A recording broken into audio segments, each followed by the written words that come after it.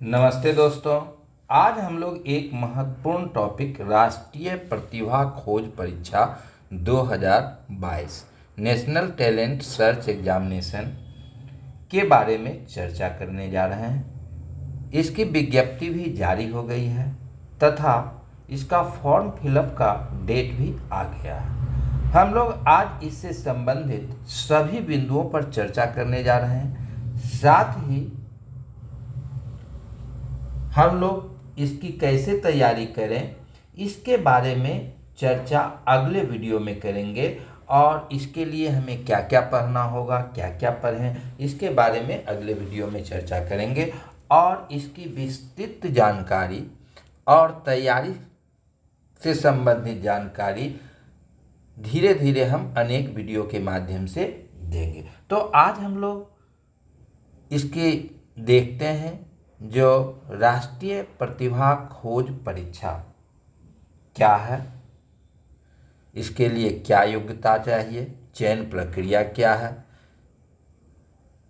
राष्ट्रीय प्रतिभा खोज परीक्षा एनसीईआरटी की एक महत्वपूर्ण योजना है जिसका उद्देश्य है प्रतिभावान छात्रों का पता लगाना और प्रतिभावान छात्रों को क्लास 11 से लेकर पीएचडी की परीक्षा तक आर्थिक सहायता प्रदान करना, अर्थात उन्हें छात्रवृत्ति प्रदान करना। इसके साथ ही विभिन्न व्यावसायिक पाठ्यक्रम जैसे इंजीनियरिंग, चिकित्सा, विज्ञान, प्रबंधन, स्नातकोत्तर आदि हेतु भी छात्रवृत्ति प्रदान किया जाता है। इसके साथ ही अभिभावकों से अनुरोध है कि इसके लिए अपने बच्चों को फॉर्म फिलअप जरूर कराएं। इससे दूसरा फायदा ये होगा कि आपका बच्चा तैयारी में पहले से ही जुट जाएगा और इसका लाभ उसे भविष्य की प्रतियोगी परीक्षाओं में भी मिलेगा, क्योंकि प्रतियोगी परीक्षाओं में जो तैयारी की जाती है वह कुछ हद तक सिलेबस जो है सो इसमें भी है और इसमें भी जो परीक्षा ली जाती है वह इतिहास, भूगोल, नागरिक, अर्थशास्त्र, विज्ञान, गणित और रीजनिंग की ली जाती है। तो आगे जो बच्चे प्रतियोगी परीक्षा देंगे उसके लिए भी उन्हें सहायता मिलेगी और पूर्व से ही तैयारी हो जाएगी। तो अभिभावक इस पर ध्यान दें और अपने बच्चों को जो अभी 10th में पढ़ रहे हैं उनको अवश्य इसमें फॉर्म फिलअप कराएं और परीक्षा दिलाएं। तो अब हम लोग देखते हैं कि आवेदन के लिए अर्हता क्या है, योग्यता क्या है। तो बिहार सरकार के स्कूल, सीबीएसई के स्कूल, आईसीएसई के स्कूल, बिहार राज्य मदरसा शिक्षा बोर्ड के स्कूल, बिहार संस्कृत शिक्षा बोर्ड, दूरस्थ शिक्षा में कक्षा 10 में पढ़ने वाले सभी छात्र छात्रा इसमें भाग ले सकते हैं। दूरस्थ शिक्षण संस्थान में अध्ययन करने वाले छात्रों की उम्र सीमा जो है सो 18 वर्ष से कम होनी चाहिए और इसमें कोई आय सीमा निर्धारित नहीं है, यानी कि सभी बच्चे जो 10th क्लास में पढ़ रहे हैं वह इसमें भाग ले सकते हैं। यानी कि 10th क्लास में 21-22 में जो बच्चे हैं वह जो है सो इसमें भाग ले सकते हैं। अब इसकी चयन प्रक्रिया जो है सो लिखित परीक्षा के आधार पर होती है और लिखित परीक्षा जो है सो 2 स्तरों पर होती है। कितने स्तरों पर? 2 स्तरों पर होती है। प्रारंभिक परीक्षा जो है सो संबंधित राज्य के, जैसे बिहार राज्य के लिए बिहार राज्य के एससीईआरटी पटना के द्वारा आयोजित किया जाता है और मुख्य परीक्षा एनसीईआरटी न्यू दिल्ली के द्वारा आयोजित किया जाता है। तो परीक्षा चयन प्रक्रिया जो है सो यह 2 स्तरों पर होती है, प्रारंभिक परीक्षा और मुख्य परीक्षा। प्रारंभिक परीक्षा जो है एससीईआरटी पटना के द्वारा ली जाती है और मुख्य परीक्षा एनसीईआरटी के द्वारा ली जाती है। प्रारंभिक परीक्षा में यानी कि प्रथम स्टेज में जो पास करते हैं वही बच्चे जो है सो मुख्य परीक्षा में सम्मिलित होते हैं और यह जो है सो प्रत्येक राज्यों के लिए अलग अलग कोटा होता है और वह कोटा निर्धारित किया जाता है। राष्ट्रीय स्तर पर यह छात्रवृत्ति जो है सो 2000 छात्रों को दी जाती है।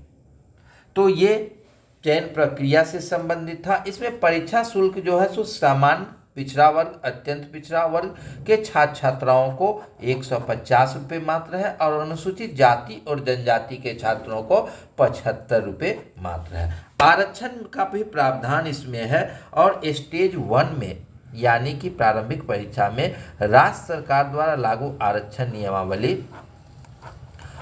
को फॉलो किया जाता है और स्टेज 2 में केंद्र सरकार द्वारा लागू आरक्षण नियमावली को लागू किया जाता है। तो ये आरक्षण से संबंधित था। अब परीक्षा का स्वरूप क्या है, यानी कि परीक्षा किस ढंग की होती है। ये तो परीक्षा जो है सो 2 पेपर की ली जाती है। एक मानसिक योग्यता परीक्षा जो है, इसमें रीजनिंग से संबंधित, मेंटल एबिलिटी से संबंधित प्रश्न पूछे जाते हैं और इसमें 100 क्वेश्चन ऑब्जेक्टिव रहता है। 100 क्वेश्चन ऑब्जेक्टिव रहता है जो 120 मिनट यानी कि 2 घंटे का होता है और सामान्य विद्यार्थियों को न्यूनतम 40% मार्क्स लाना है और अनुसूचित जाति जनजाति को न्यूनतम 32% यानी कि इतना लाना जरूरी है। इस वैसे उनका मेरिट का निर्माण जो है सो नंबर के आधार पर होता है, लेकिन न्यूनतम अर्हतांक जो है यह 40% सामान्य के लिए है और अनुसूचित जाति जनजाति के लिए 32% है। दूसरा विषय जो है वह है शैक्षिक योग्यता परीक्षा। यह जो है सो बच्चे 10th क्लास और 9th क्लास में जो पढ़ते हैं उस विषय से संबंधित क्वेश्चन पूछे जाते हैं। यह भी 100 नंबर का ऑब्जेक्टिव क्वेश्चन होता है, यानी कि 100 प्रश्न रहता है, एक प्रश्न 1 नंबर का होता है। यह समय 120 मिनट रहता है। इसमें भी 40% न्यूनतम अर्हतांक लाना जरूरी होता है।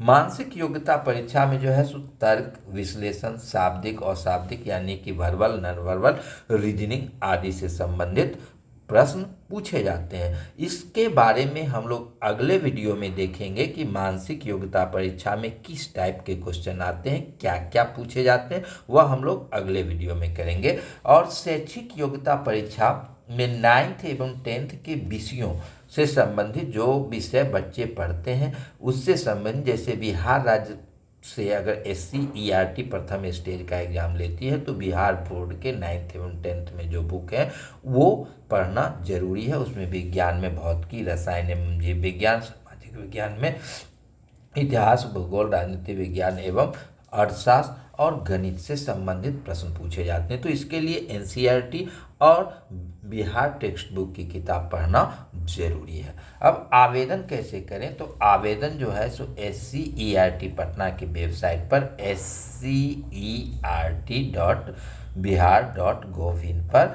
जाके आप आवेदन कर सकते हैं। आवेदन की तिथि जो है सो 12/11/2021 से 12/12/2021 तक है। परीक्षा तिथि जो है सो 16/1/2022 को है। परीक्षा की तिथि भी घोषित हो गई है। परीक्षा की तिथि 16/1/2022 को है। आप इससे संबंधित विस्तृत जानकारी जो है सो हिंदुस्तान पेपर दिनांक 6/11, ये आज ही के पेपर में निकला हुआ है हिंदुस्तान में, आप इसको देख सकते हैं किस प्रकार भरना है और इससे इसकी तैयारी अपने बच्चों को करा सकते हैं।